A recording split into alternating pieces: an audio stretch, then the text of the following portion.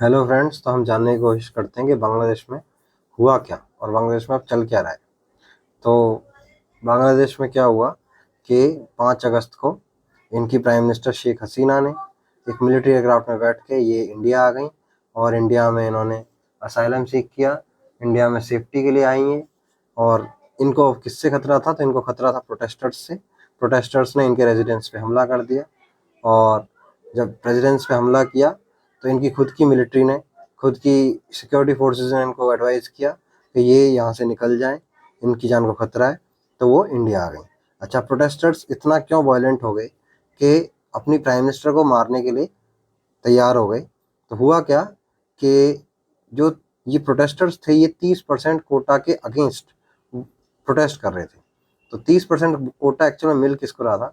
तो 1971 की जो वॉर बांग्लादेश की, जिसमें बांग्लादेश ने आज़ादी ली पाकिस्तान से, तो 1971 की वॉर के बाद जो लोगों ने उसमें पार्टिसिपेट किया था उन लोगों को वो 1972 से कोटा मिलना स्टार्ट हुआ और 1997 में वो कोटा एक्सटेंड होकर उनके बच्चों को भी मिलने लग गया और 2010 में वो कोटा उनके ग्रैंड चिल्ड्रंस को भी मिलने लग गया।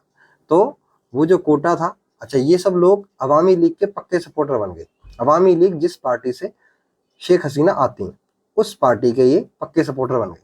तो शेख मुजीबुर रहमान जो इनके फाउंडिंग फादर हैं उनके साथ वो लोग लड़े थे।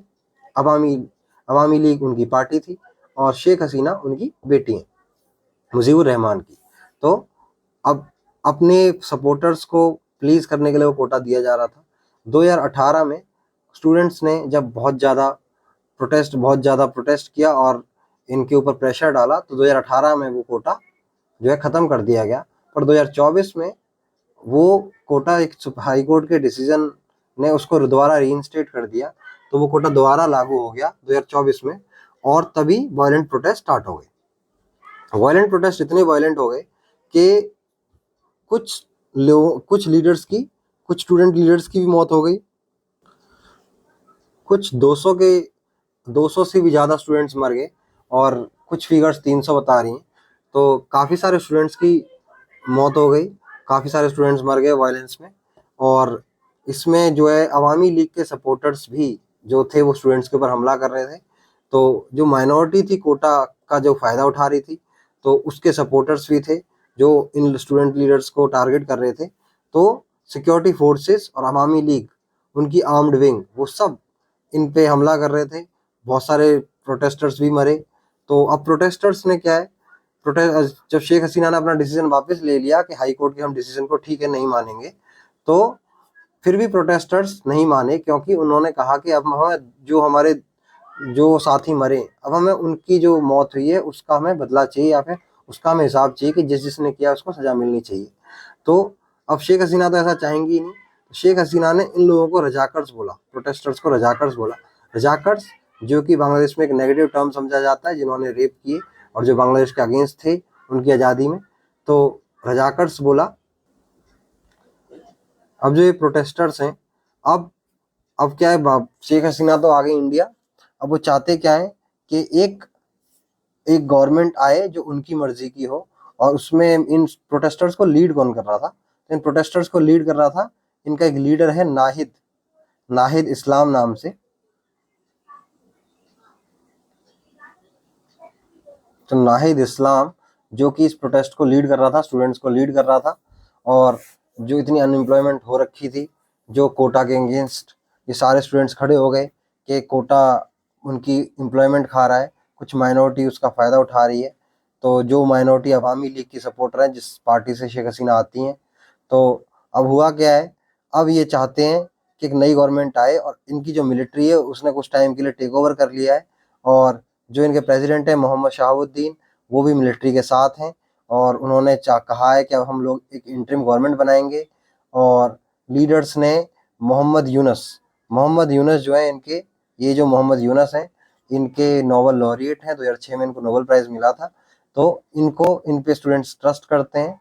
तो अब इंटरिम गवर्नमेंट का ये चीफ बनने वाले हैं, तो इनको चीफ बना दिया जाएगा। उसके बाद एक लेजिटिमेट गवर्नमेंट आएगी। अच्छा, अब इंडिया का क्या कंसर्न है? इंडिया का कंसर्न ये है कि जो भी गवर्नमेंट आएगी, ऐसे बहुत सारे चांसेस हैं, बहुत ज़्यादा हाई चांसेस हैं कि वो गवर्नमेंट प्रो इंडिया ना हो। वो गवर्नमेंट जो है एंटी इंडिया हो सकती है।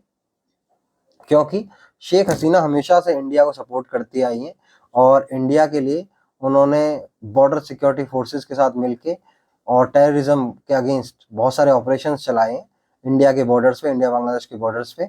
और विद इन बांग्लादेश भी जो इंडिया एंटी इंडिया ग्रुप्स थे, जमात के लोग थे, इस्लामिक एक्सट्रीमिस्ट ऑर्गेनाइजेशंस थी जो एंटी इंडिया थी, उन सब के अगेंस्ट उन्होंने ऑपरेशंस चलाए। तो इंडिया हमेशा चाहता था कि शेख हसीना ही वहाँ की प्राइम मिनिस्टर बनी रहे।